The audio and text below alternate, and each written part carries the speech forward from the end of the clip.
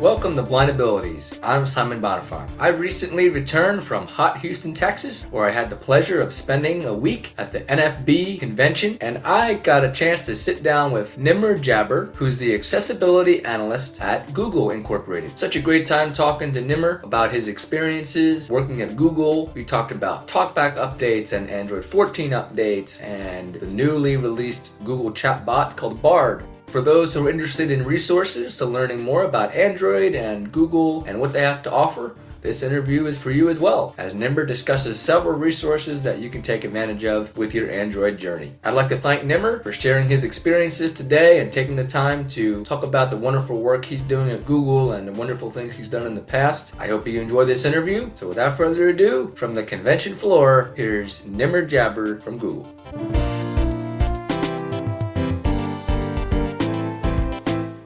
Hello everyone, this is Simon Bonenfant here at the NFB National Convention 2023 in Houston, Texas, and I am here with Nimer Jaber from Google. How you doing today, Nimer? Doing well. How are you, Simon? Good. Great to speak with you. Can you talk a little bit about your role at Google, your title, and some of the things that you do there? Yeah, so I work as an accessibility analyst at Google and work on the Android team. So mostly work alongside engineers to make sure that the Android platform is accessible and more specifically work on Talkback and Braille. So a lot of the Braille, some of the new feature stuff, it's kind of my work, and Talkback as well. Great. So what kind of things is Google working on right now? I know that you had a session a few days ago talking about some of the new features and new updates to Android and also the Bard application. Can you touch on some of those? Yeah, so I can talk about some of the things I've been working on for the past year. So Talkback has received some updates, and a lot of the updates recently have been around Braille and editing. So we added spell check support, typo granularity to Talkback. So when you're typing an email or a message, you can jump to the next or previous occurrence of a misspelled word and correct that word. We also addressed actions. That was kind of a big theme. People wanted work on actions, so those are in what we call the reading controls, and those are a little bit easier to access. And so for those who don't know, those are just contextual options, so it's similar to the actions on iOS. Talkbacks had them for a long time, but you had to go into the Talkback menu to get to them. We also have a bunch of new languages and Braille tables added to Braille, including contracted Braille, English American Braille tables, and a bunch of new languages added for that. And then we have some new gestures for the Braille keyboard and similar shortcuts for the Braille display for editing. So for a Braille keyboard, we allow you to move by character, word, and line, and do text selection as well. And then for editing, on a Braille display, we've added the text selection features. We already had the cursor movement features. So it's just another way to select text. You could have already done it before, but this gives shortcuts to do it in a simpler way. And then Lookout, so we have a few things new in Lookout. Google recently announced the image question and answer mode in Lookout. You can share an image with Lookout and then ask questions about an item that is in the image. So for instance, you can take a picture of a dog and you can ask things like, what color, what shape, is it tall, anything like what is it doing, does it look playful, things like that. And so you can record those questions and by voice, or you can type them in. We also announced recently some improvements to the way that things are read. So for instance, on a receipt, you can have documents or receipts read out with the entire address instead of the receipt read out with a bunch of garbled text, or not necessarily garbled, but a bunch of text that isn't necessarily meant to flow together. So the address will read as one item, and the charge, the items that are charged, that kind of thing, or bills. So if it's a column, it'll try to figure out the best way to read that, and it'll do that. You asked about Bard. So Bard, yeah, Google's working on that. That's a generative language learning model. So For instance, if you're familiar with ChatGPT, this is Bard, Google Bard. This is not the Analyst Bard. And you can type in prompts. So for instance, you want a story about a dog named, I don't know, Joe. And that dog is from California. You'll get a story written about that, but you can do a lot of other things too. So for instance, you can try to get a description of a particular location. You can figure out like what are restaurants near this area, give me the best way to get there. Some of the things that you could do with search, but more descriptive, it'll give more descriptive information. Great. And when will these features be available with Talkback and Lookout? Is that going to be in the next version of Android? So the new features for Talkback are rolling out now. So this is for Talkback 14, and those are actually rolling out this week. So look for those. And they're actually already in the beta of Android U, the Android 14 build. So, and then the Lookout, those are coming later this year, and they will be updated. So the beauty of Android is these are not updated as part of the Android updates. These are separate. All these things are separate, so they can be updated anytime. Oh, very good. Can you touch on the Chrome OS and the ChromeVox screen reader? I know that's something that's been getting more popular. I actually have a Chromebook as well. What are some updates on that? Yeah, so Chrome OS has seen updates surrounding the select to speak and the reading mode. So this is separate from ChromeVox. So reading mode allows you to customize the reading experience, really good for low vision users. To be able to adjust the font size, color, things like that of something that you're reading without actually changing the text of what you're reading. So that's pretty good. And then the page zoom feature allows you to increase to zoom into web pages as a whole and not necessarily. It's kind of an addition to the standard magnification, go up to 300% page zoom. So there's that. ChromeVox continues to see work, and don't really have anything new to share with it today, but it is continuing to see updates. So. Okay, great. I know that you are a strong advocate of Android and have been for many years. Can you talk about why that is? What are some of the things that you love about Android as opposed to other operating systems or devices? So I tend to be a strong advocate for things that people don't necessarily know are options. I got into Android because I think for me at the time, Android was really great in not in accessibility, but it was really great in its flexibility. It could do things. You can have different launchers, you can root your phone, do all kinds of things with your phone, use different dialers, use different messaging apps, different keyboards, a few different screen reader options. It was so much more flexible. By the way, I resisted a smartphone for the longest time. I didn't want one. When I finally got one, it was definitely Android for those reasons. From an accessibility standpoint and from a disability standpoint, I'm an advocate of Android because a lot of people don't think it's an option. So therefore I tell people, well, it is actually an option, and this is how you do these things with it. I prefer it as my daily OS because I still like the interface, I still like the flexibility and the openness.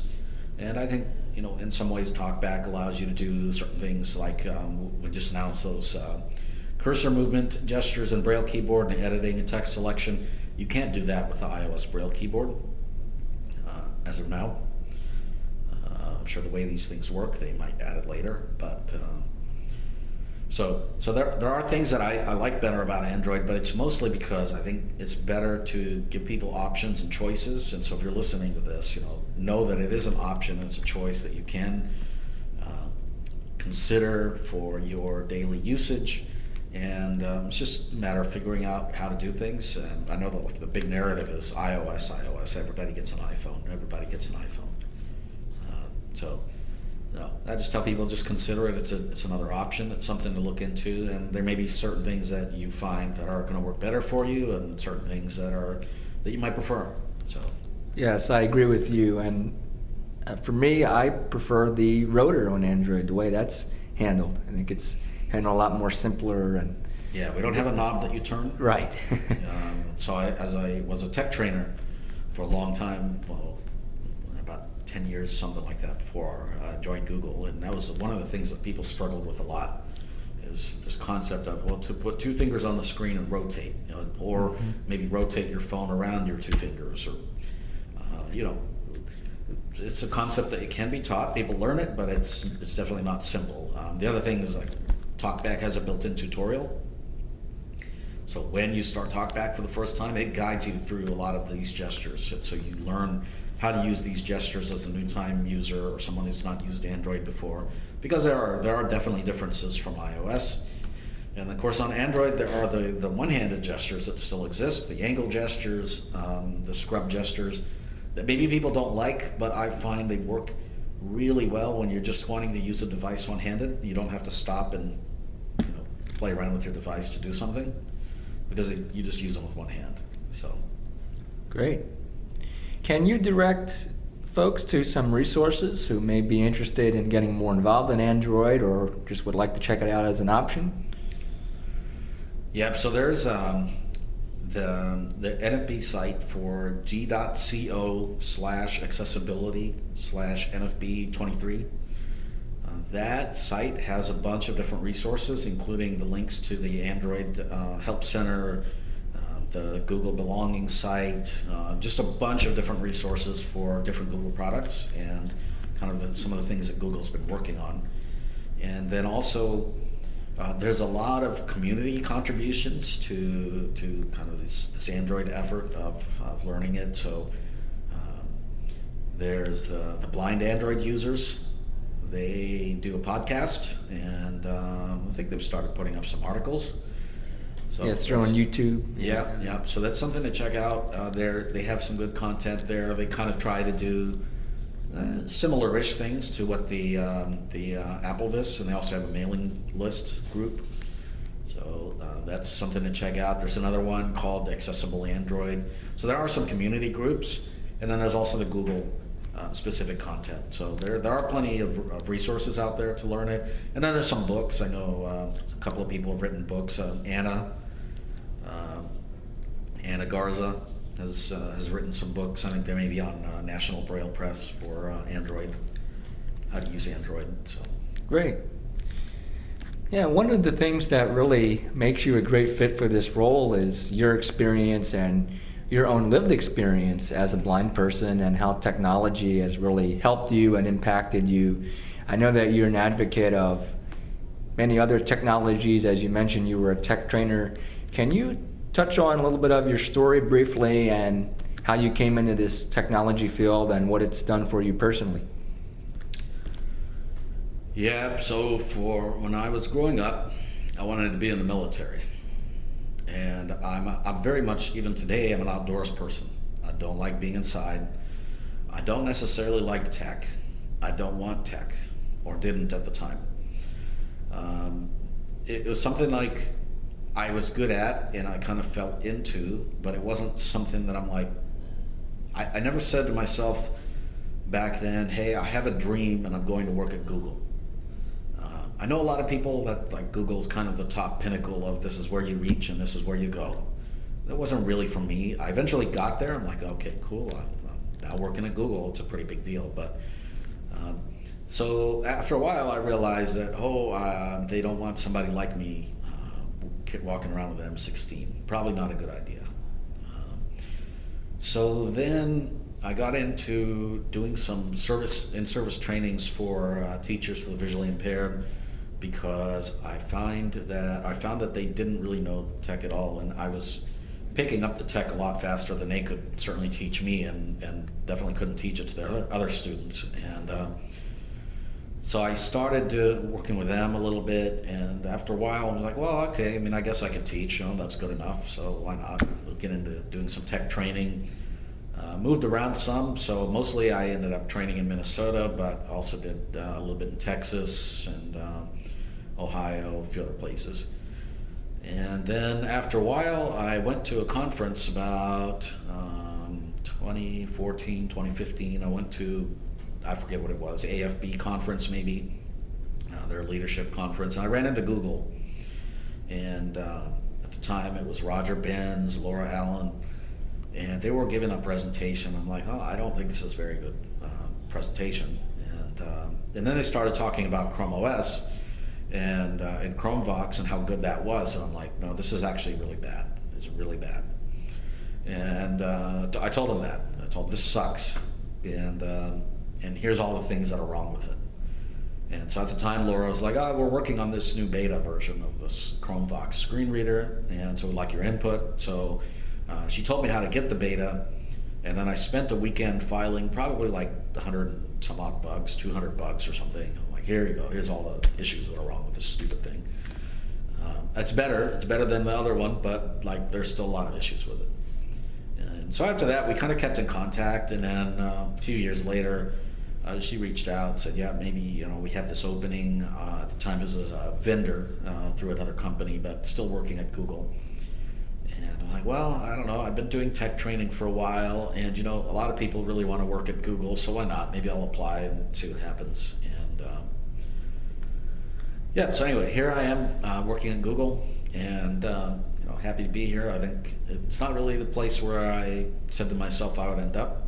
And maybe I will or won't stay in doing this forever, but here's where I am. So, well, that's great. I know that your help and your resources have really made a big impact and helped to drive Google and Android forward. So yeah, I'm very passionate about tech. I think tech is kind of I hate to say the word equalizer because it's not that. The world sucks. It's inaccessible. For a person who's blind, it is very inaccessible. I'm here at a hotel, and they have a bunch of Braille signs that are wrong.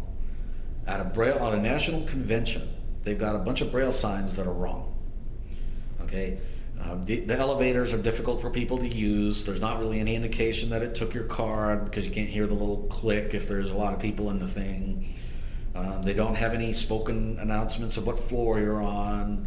The vending machines are not accessible. Like so on and so on. We kind of live in this world where there's a lot of inaccessibility, a lot of built-in, I call it discrimination. Discrimination basically to me means there's a lot of text in the world that we can't really read, a lot of signs, a lot of things that if we just had access to, life would be so much easier. But we don't have access to it. And even Braille wouldn't really fix it because Braille is not discoverable. And a lot of people can't read it, so we just don't have great. We don't have great options, and so technology comes in, and it's like, well, yeah, it's still inconvenient. I mean, you have to use a phone and you have to point it around, but all of a sudden those signs become a little bit more accessible because you've got OCR, you've got now modes coming out that can help you read what's under your finger on a touchscreen appliance. You've got question and answer mode and things like Be My Eyes, virtual, whatever they call it, virtual volunteer. Mm-hmm. There's a traffic. There's an app that it reads traffic lights, and that's a thing I've run into a lot. Is mm-hmm. There are a lot of times when you cross the road, it's very evident when you can cross the road, but sometimes there's a lot of construction or traffic sounds or wind or frankly not enough traffic to be able to discern a pattern. And so it's really helpful to have an app that tells you when to cross the road. And frankly, we should have access to it anyway. We shouldn't be relying on hearing because hearing is not something that everyone else has to rely on to cross a road. People can see when the light changes and they usually get a countdown or, a walking the hand or whatever.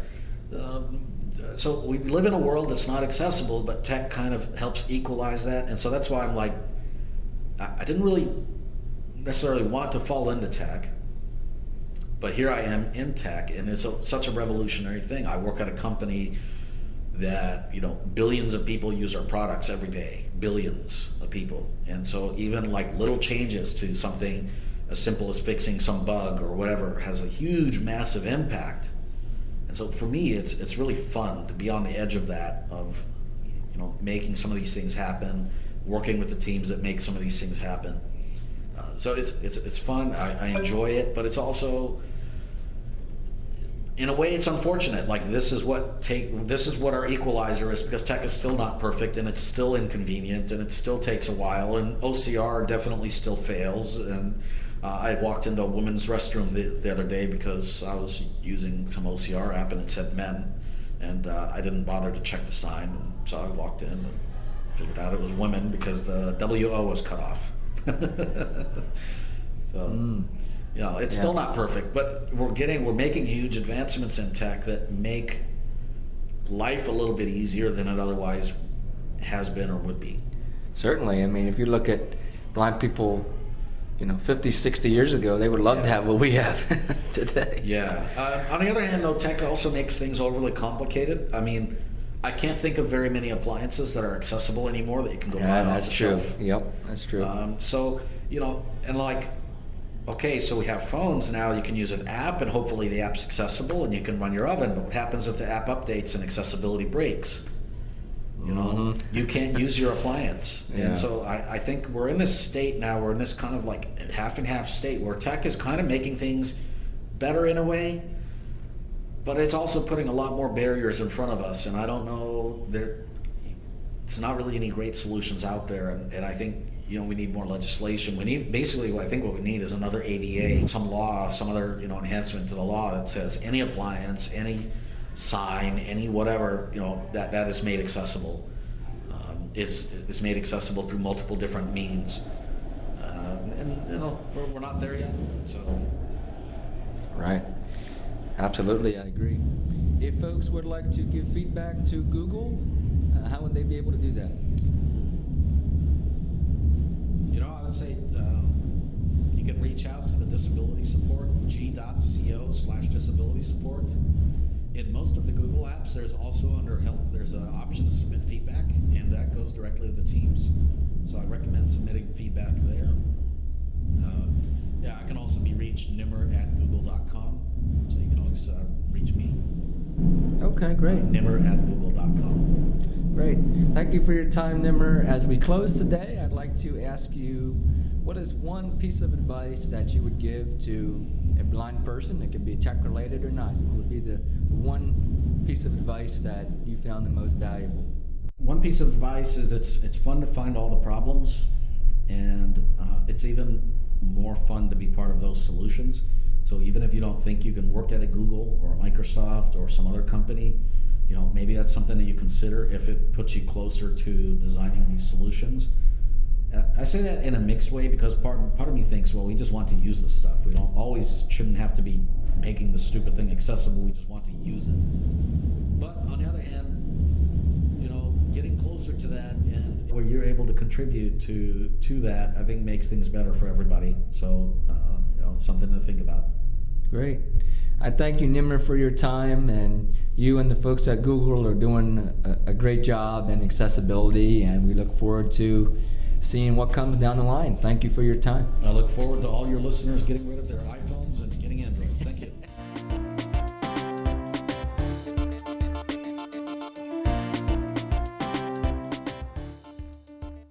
Such a great time talking to Nimer, and I want to thank Nimer for taking the time to meet with me and share all of the wonderful work that Google is doing. If you'd like to contact him, his information will be in the show notes, and there's information about where you can give feedback to Google as well, and just an overview of wonderful resources of what they're doing with Google for Android, Chrome OS, Talkback, and anything else Google accessibility. I'd like to thank you for listening today, and have a wonderful day.